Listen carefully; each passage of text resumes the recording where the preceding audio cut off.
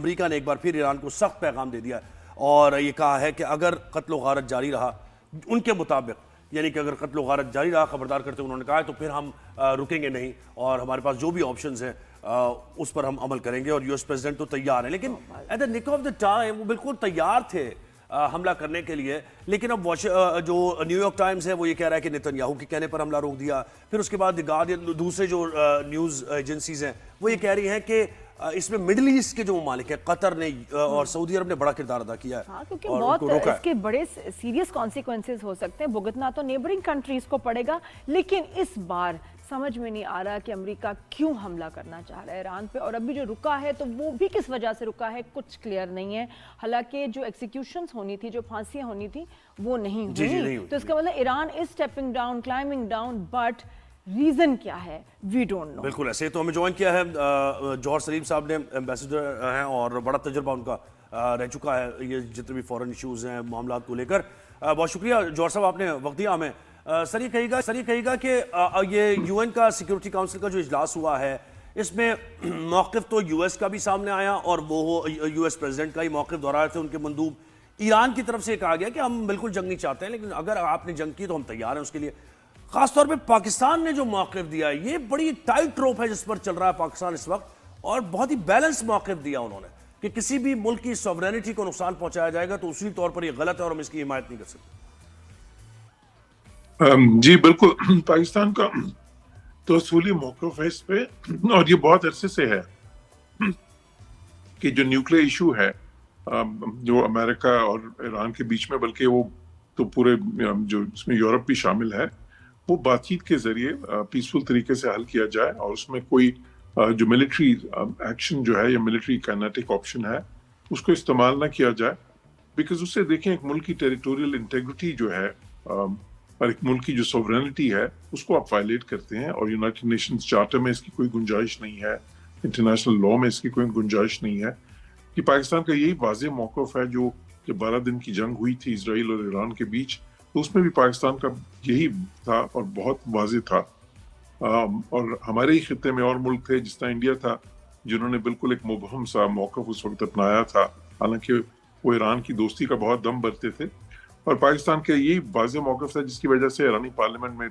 تشکر پاکستان کے نعرے بھی لگے تھے اس وقت۔ تو ابھی بھی پاکستان یہی کہتا ہے کہ یہ جو ہے ایک نیگوشیٹڈ سیٹلمنٹ ہونی چاہیے، یوز آف فورس جو ہے اس طرح، اور خصوصاً کوئی یونائٹڈ نیشن سیکورٹی کاؤنسل کی مینڈیٹ کے بغیر، وہ تو بالکل انٹرنیشنل لا کے لحاظ سے غیر قانونی ہے اور وائلیشن ہے۔ تو اب آپ نے یہ بھی صحیح کہا کہ اس وقت جو ہے اس چیز کے امکانات تھوڑے سے بڑھ گئے ہیں کہ امریکہ جو ہے سٹرائکس نہ کرے ایران پہ، اور اس کی وجہ جو ہے ایک تو یہ ہے کہ میں پہلے بھی اپنے کامنٹس میں کہہ چکا ہوں کہ امریکنز یہ دیکھیں گے کہ وہاں پہ ایران میں سچویشن کیا ہے، اگر تو ان کو یہ لگا کہ وہاں پہ رائپ ہے سچویشن اس وقت رجیم چینج کے لیے، تو پھر ایک وہ کمپریہنسو سٹرائکس کریں گے۔ وہ سچویشن ابھی ان کو اب نہیں لگ رہی کہ اس طرح کی ہے کہ جہاں پہ ان کی طرف سے سٹرائک سے کوئی رجیم چینج ہو سکتا ہے۔ تو ایک تو وہ چیز تھی، دوسری یہ تھی کہ سعودیز نے اور قطر نے ان کو یہ سمجھایا کہ جی دیکھیں آپ اگر اس طرح طاقت کا استعمال کریں گے تو اور پھر ایران ریٹیلیٹ کرے گا تو اس سے اس خطے میں بہت زیادہ انسٹیبلٹی ہو جائے گی، تیل کی قیمتیں بھی بہت زیادہ ایک دم آسمان کو چھونے لگیں گی، اور وہ ہمارے باقی ملکوں کے لیے بھی اچھا نہیں ہے، اس خطے کے لیے اچھا نہیں ہے۔ ساتھ ہی ساتھ اسرائیلیز نے بھی میڈیا رپورٹس کے مطابق نیتن یاہو نے بھی یہ کہا کہ ابھی اگر آپ کریں گے، یہ بڑی سٹرینج بات ہے کہ اور کیا ٹرمپ سنتے ہیں ان کی، اور یہ وہ وجہ ہے جس کی وجہ سے مطلب یہ رک گیا ہے حملہ، اور نیتن یاہو کیوں کہیں گے حملہ؟ ہاں یہی وہ تو سب سے بڑے دشمن ہیں، یہ کیسے ہمدردی تو نہیں کہہ سکتے، لیکن کیا سوچا انہوں نے جو انہوں نے کہا کہ جی سٹیپ بیک کرنا چاہیے؟ جی اس کی وجہ یہ ہے کہ اگر جس طرح اسرائیل کو بھی اگر یہ لگا کہ جی اس وقت رجیم چینج کی پاسبلٹی نہیں ہے، تو پھر اس صورت میں وہ سمجھتے ہیں کہ پھر اگر وہ پاسبلٹی نہیں ہے اور پھر یہ سٹرائکس کریں اور ریٹیلیٹ کریں تو وہ خامخواہ کی پھر ظاہر ہے ایران جب دوبارہ ریٹیلیٹ کرے گا تو اسرائیل میں کافی پھر جس طرح پہلے بھی ہوا وہاں پہ ان کا نقصان بھی ہوگا، پاپولیشن سینٹرز پہ ایک بہت زیادہ وہاں پہ ظاہر ہے کہ ایک سرسنگی پھیلے گی اسرائیل میں، اور وہ اس وقت وہ نہیں چاہتے انلیس کہ ایسی سچویشن ہو کہ وہ کہیں ہاں جی ہم اس کا کاسٹ برداشت کرنے کے لیے تیار ہیں اس وقت، کیونکہ اس سے رجیم چینج ہو جائے گا या उनका जो बिल्कुल जो न्यूक्लियर और मिसाइल प्रोग्राम है वो बिल्कुल ही डिस्ट्रॉय हो जाएगा। तो वो इसके लिए किसी ज्यादा मुनासिब मौके की को तलाश होगी इसराइलीज को। जो क्योंकि ईरान में देखें जब ओवर द वीकेंड क्या हुआ कि वहां पे वो जो प्रोटेस्ट थे वो वीकेंड पे एकदम जो है उन पे काबू पा लिया गया, और उसके बाद बल्कि फिर ईरानी हुकूमत के जो सपोर्टर्स थे वो सड़कों पे निकल आए, वो लाखों की तादाद में वो भी आ गए। तो वहां पे भी सिचुएशन जो सी है वो बदली है ईरान के अंदर भी। ये जो हम सुन रहे थे वॉरशिप्स जो हैं ये चल पड़े हैं, बहरी बेड़ा ये जो है समुद्री जहाज जो हैं, जंगी जहाज हैं, वो तो चल पड़े हैं, ऑन रूट हैं। तो वो इसकी समझ नहीं आ रही ये क्यों, और इनको रोक दिया गया है या वो अपना सफर करते रहेंगे, और एक वो थ्रेट और एक जो है खौफ रखना है। बिल्कुल देखिए वो तो अपना सफर करते रहेंगे। देखिए अमेरिका की एक तो ये है कि इस रीजन में बहुत सारी बेसिस हैं, कोई 19 के करीब। कतर में उनकी जो है बहुत बड़ी एयरफोर्स बेस है, बहरीन में उनकी बहुत बड़ी नेवल बेस है, बाकी सब मुल्कों में भी जो गल्फ के हैं बहुत ज्यादा। अभी उन्होंने एक इत्तेफाक ये है कि इस वक्त वहां पे उनका एयरक्राफ्ट कैरियर कोई नहीं था, जो कि उन्होंने अभी साउथ चाइना सी से को मूव कर रहे हैं, तो वो वहां पे पहुंच रहा है। उससे ज़्यादा मजीद उनकी कैपेसिटी बढ़ जाती है वहां पे अगर वो ये डिसाइड करें स्ट्राइक्स करने की। लेकिन देखिए जो ऑलरेडी भी उनकी वहां पे स्ट्रेंथ है, और मैं तो बहुत साल पहले बहरीन में सफीर भी रहा हूँ, उधर मैं उनकी वो नेवल बेस विजिट की है कई बार, बल्कि उनके एयरक्राफ्ट कैरियर्स भी वहां पे मैंने 2 विजिट किए थे। तो वो जो है कैपेसिटीज उनके पास अभी भी है, लेकिन वो ऐसा करते हैं कि जिस तरह उन्होंने जब वेनेजुएला पे भी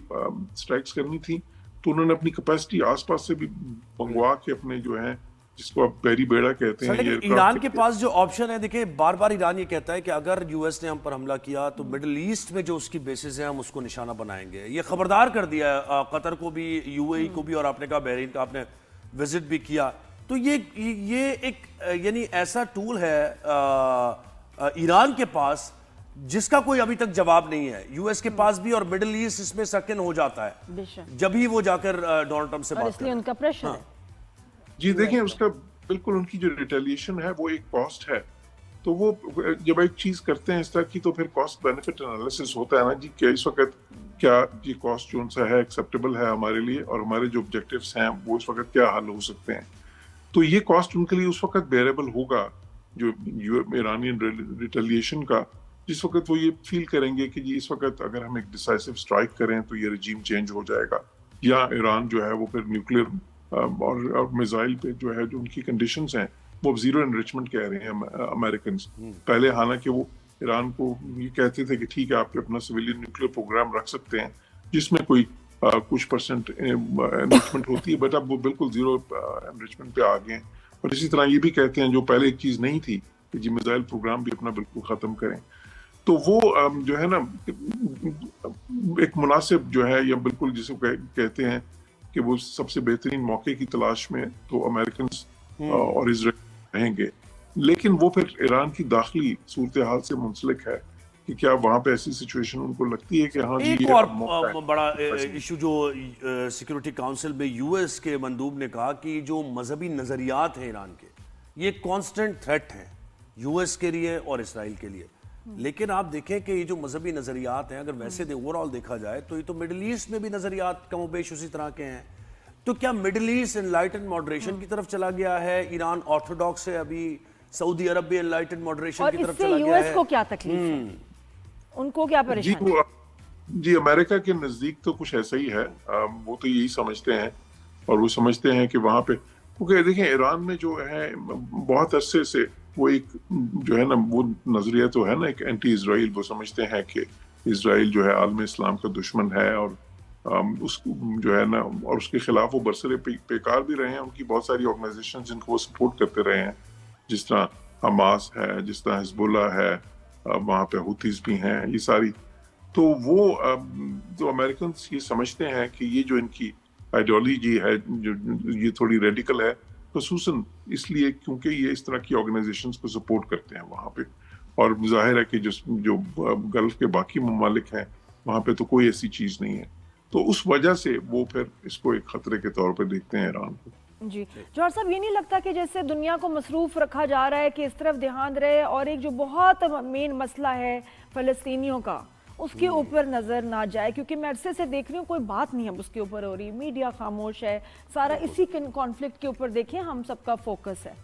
اور ہم بالکل بھول گئے ہیں کہ فلسطین میں اب بھی وہ جو ہے ظلم ہو رہا ہے، وہ پیس ایگریمنٹ نہیں آنر ہوا، but nobody is talking about it. تو کیا یہی مقصد تو نہیں ہے؟ نہیں، میرا خیال ہے ڈسٹریکٹ کرنے کا اس طرح نہیں ہے، بیکاز دیکھیں وہاں پہ جو ہے پہلی سٹیج تو اس کی ختم ہوگی، اب دوسری سٹیج جو سی ہے وہاں پہ جو ان کا مقاصد ہیں وہ یہ ہے امریکہ کے کہ وہاں پہ جی وہ تو یہ چاہیں گے کہ اب دوسرے مرحلے میں وہاں پہ بھی ان کا جو ہے ایڈمنسٹریشن لوکل بنے پیلسٹینینز کی، لیکن اوور آل کنٹرول جو ہے وہ امریکہ کا وہاں پہ ہو غزہ میں، کیونکہ وہ جو بورڈ آف پیس بنے گا اس کے تحت اس کی سربراہی تو پریزیڈنٹ ٹرمپ خود کریں گے، تو ظاہر ہے کہ اوور آل ہول تو انہیں کا ہوگا، اور پھر وہ اپنی جو مناسبت سے جو ہے نا اس کی ریکنسٹرکشن وہاں پہ کروائیں، اور اس میں ان کی تو خواہش یہ بھی ہوگی کہ امریکن کمپنیز بھی اس ریکنسٹرکشن میں بڑے پیمانے پہ شامل ہوں، کیونکہ وہ ہر چیز میں یہ بھی دیکھتے ہیں کہ امریکہ کا فائدہ اکنامک فائدہ کہاں پہ ہے، اور ساتھ ساتھ ظاہر ہے کہ وہ ایک کثیر الجہتی وہاں پہ جو ہے وہ باہر سے پیس کیپنگ فوج بھی چاہتے ہیں وہاں پہ،